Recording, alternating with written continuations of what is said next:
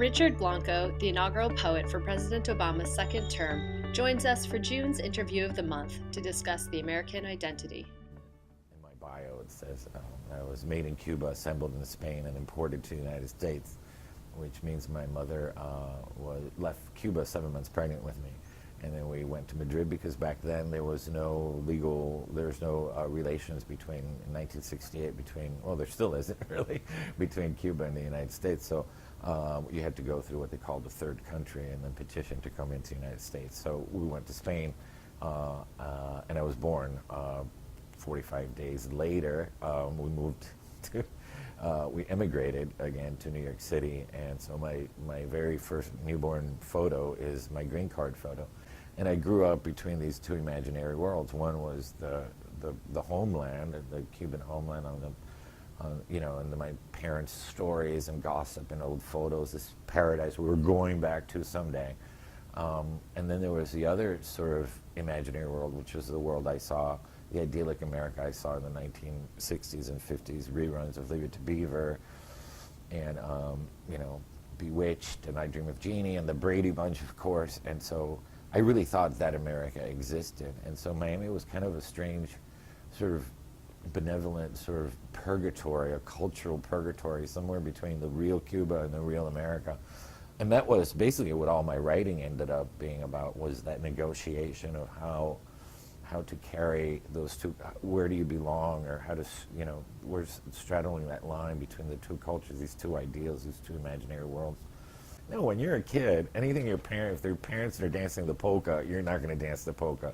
In my case, if my parents had loved to dance salsa, I was not dancing salsa. We would not speak Spanish on purpose just to bug them.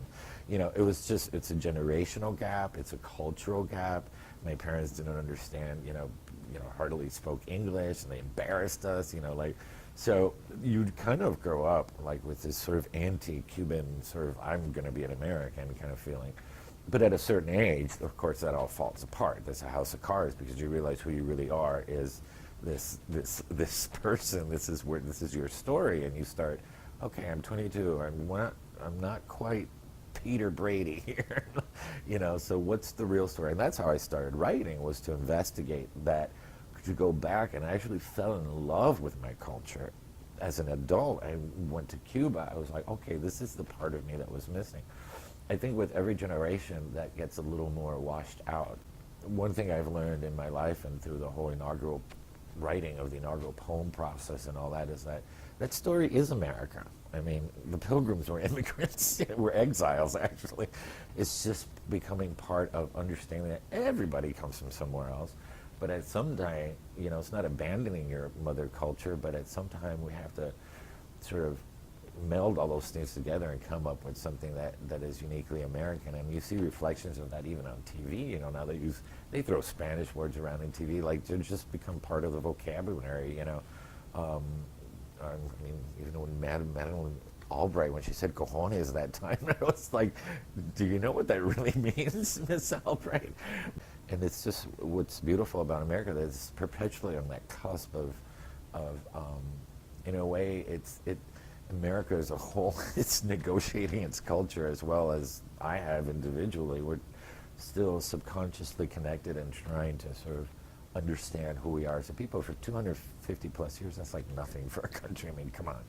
We're still like babies, in terms of a solid identity as a nation, in terms of its culture. And maybe that is the definition, is that we don't have that monolithic element, that it's constantly evolving and changing and adding. And when I think about even in Miami, the Russian immigrant groups now, so you have these Russians drinking Cuban coffee, smoking cigars next to a Russian grocery store, and you're like, that's amazing, and it's wonderful to see these melding of cultures and all that. So.